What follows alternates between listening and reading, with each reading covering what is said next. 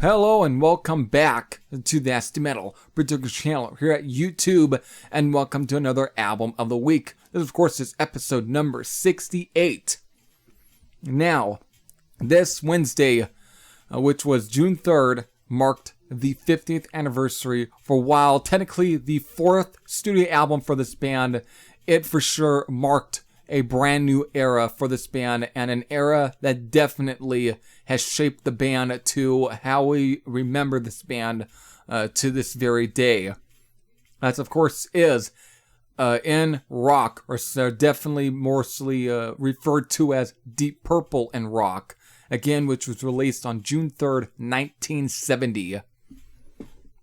Now, before I really get into the album, I mean, this definitely also marked the debut for, again, the Mach 2 lineup. But before we get into how the Mach 2 lineup began, let's definitely go from the beginning. Now, Deep Purple were formed in 1968, and the lineup in 1968, or at least its original lineup, pretty much consisted of Rod Evans on vocals, Richie Blackmore on guitar, John Lord on keyboard, organs, and so on, Ian Pace on drums, and of course Nick Simper on bass. And their very first studio album was released on September 1968, and it was titled Shades of Deep Purple. Now, this album is the album that definitely marked their very first hit. And I mean, it was a big hit, and it's still a relatively played hit to this day. And that's, of course, is their cover of Billy Joe Royal's "Hush." That is still of this original Mach 1 era. It is the most played song for Deep Purple, at least again from this era. And this lineup only lasted for about. It lasted for about 3 albums, again, from Shades of Deep Purple from 1968 all the way up to the self-titled third album from 1969, and from there, that was the last album, and it definitely, from there was a lot. I from what I remember hearing, I would watch like documentaries and so on Deep Purple. There were a lot of disputes between the members, such as Rod Evans and Nick Simper. I can't remember how it went, but I think I remember hearing how Nick Simper, apparently it came to the boiling point where I think he pulled a gun, on someone, and so on. It was overruled some bad disputes, and that was just like one of the final nails in the coffin, and they were like, either they left or they were kicked out. I know for a fact that after the self-titled album, when Rod Evans left, he would go on and form Captain Beyond with, of course, Rhino from Iron Butterfly. They would form Captain Beyond. From that would be until 1972, and I don't know what else Rod Evans was doing before Captain Beyond, and at least what happened in between Deep Purple and Captain Beyond. I know Nick Simper went on to do a lot of other bands. I don't think Captain Beyond was one of them, though. Might been, might not be. I don't know. Yeah, none of them was Captain Beyond. So Rod Evans was the only one, at least of the original Mach 1 lineup in Deep Purple, that would do anything after Deep Purple. But after that, they were on to finding new members to replace vocalist Rod Evans and bass player Nick Simper. And so by the time they eventually did, and this is where it comes into the album that actually debuted the Mach 2 lineup of Deep Purple, actually, which was, of course, a concerto for group and orchestra, which was released in December 10th, 1969, and it debuted new members Ian Gillan and bass player Roger Glover. And from there on, this is where we now finally lead into Deep Purple and Rock, the album that reshaped and basically in many ways really propelled Deep Purple into the 1970s, and it propelled them to being the legends that they are looked at to this day. So Deep Purple and Rock, wow. I don't know if I want to go into a complete in-depth review, because at this point, I feel like this is an album that I think all of you have at least heard. I mean, this is one of those albums to where it's like considered one of those albums that you have to listen to before you die, basically. It's just one of those albums where you really have to kind of hear. It's just one, again, it's one of the most highly regarded albums of the 1970s. I mean, this is also in many ways, along with Black Sabbath's debut album, or even Led Zeppelin's first two albums, and Uriah Heep, and so on. This was one of the earliest real heavy albums of 1970. I mean, this is definitely, for many ways, this is definitely, whether you look at it as one of the best hard rock albums of 1970, or at times one of the earliest metal albums of the 1970s. Because this album, I mean, this is where even Ritchie Blackmore was really able to really kind of show off his talents in different ways. This was literally one of the earliest electric guitar assaults for 1970. I mean, a guy like Jimi Hendrix, for a while, was probably at one point was considered by one of the earliest guitar players that really kind of ushered in that electric heavy guitar sound. But Ritchie Blackmore just took it to another level. I mean, of course, you also had, again, Tony Iommi the same year. I know in some cases even Jimmy Page had some of that kind of stuff going on. Even Jeff Beck for a little while as well. But Ritchie Blackmore was the one guitar player here that took things to a different level, brought in more speed, more energy into the music that was, at this time, it was unheard of. This was literally almost at times even early speed metal for 1970. I mean, listen to some of the riffs to songs like Speed King, Fly of the Rat, and of course, Hard Lovin' Man.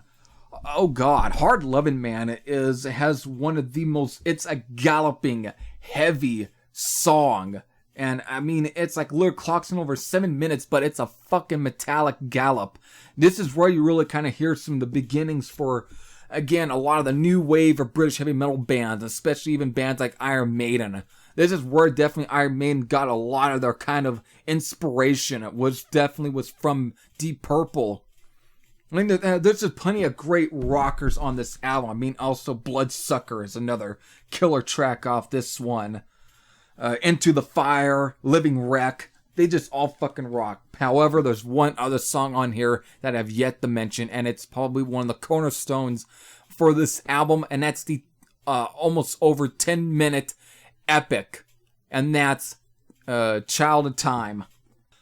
This song, I mean, in many ways, along with Uriah Heep at this point, this was a level of brilliance that not a whole lot of, I mean, it has that 60s feel to it, but at the same time, it's just, or progressive feel, but it's just done in a way where it just has a great build-up. I mean, just from the beginning, it's soft and almost melodic and mellow.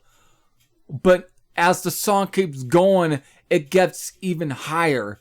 You can tell they're starting to really kind of, it just builds and builds before it just gets into, of course, Ian Gillan's, some of his earliest moments as far as when it comes to just vocal performance. I mean, he just starts as the song keeps getting higher and progresses even almost harder and a little heavier. The way it just has that way of just reaching that sort of high point.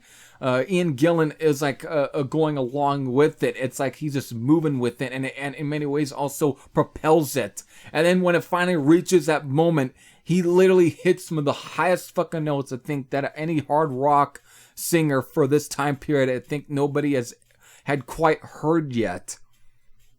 I mean, he just hits a lot of the highest notes. If you want to know where guys like Rob Halford and King Diamond got their inspiration, got a lot of their influence on their vocal styles, you definitely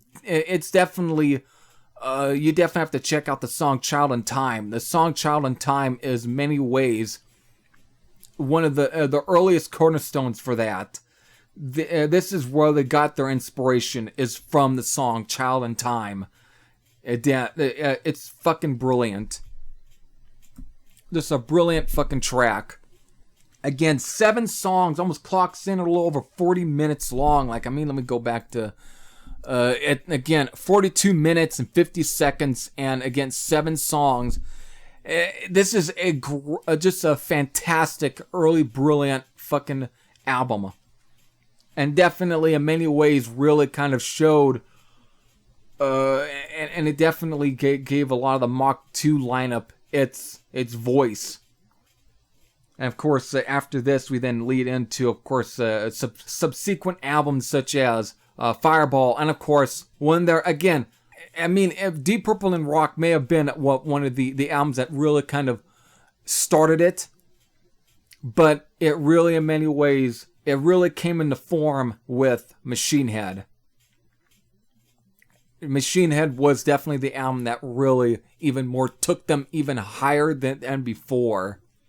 Again, expanding on the heaviness and the metallicness of Deep Purple and Rock, but even further. Again, it just showed the level of brilliance with guys like Ritchie Blackmore, Ian Gillan, John Lord, and every one of these guys. It was just a fantastic album. And of course, since the Mach 2 lineup, there's been plenty of other lineups. I mean, I've already covered at least Whitesnake, which was derived from the Mach 3 and Mach 4 lineups of Deep Purple, with sounds such as Burn, Stormbringer, and of course Come Taste the Band.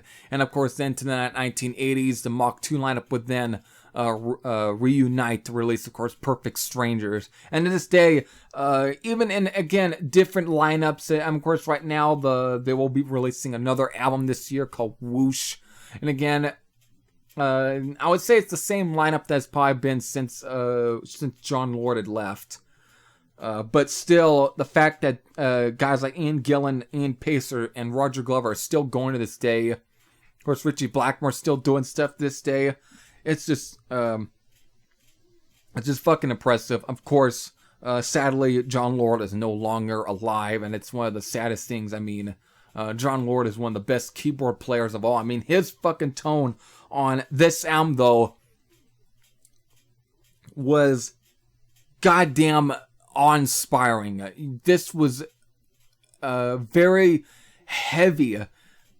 I mean, one of the things that really kind of shaped Deep Purple was, in many ways, was, for one, Ian Gillan's air raid siren voice, to, of course, Ritchie Blackmore's guitar playing, which was at times mixing a little bit of that neoclassical feel into his sound.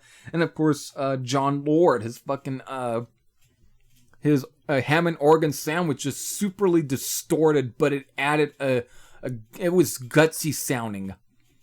The only other keyboard player that probably that in terms of the style here that probably comes close was for sure Ken Hensley of Uriah Heep. Just either way, this is a fucking brilliant album again. 50 fucking years. It's still a fucking classic this day. It's one of the most brilliant albums, and again, its 50th anniversary for again 50 years just proves every bit of the point that I probably had made in this album of the week video here on why this album is actually one of the biggest cornerstones in the hard rock, and definitely shaping up the whole heavy metal sound and genre for that would definitely really come into play in the late 70s, early 1980s. Just a great fucking sound and great album. Every bit of this. So, again, for those who have definitely grew up with the sound, definitely leave your your comments in the comment section below. But for those that is now being inspired to pull this album out in the wake of its anniversary or of this video, definitely put that baby on the fucking turntable and just let it rip. Just let the needle groove on with the grooves, and let them speakers roar throughout the fucking house or even throughout the neighborhood. Just let this whole album roar. Let it be fucking heard. It's one of the most classic fucking albums of the century in many ways. So with that, I hope y'all enjoyed this Heavy Thrash. Sam out, and I'll see you all later. Take care, everyone.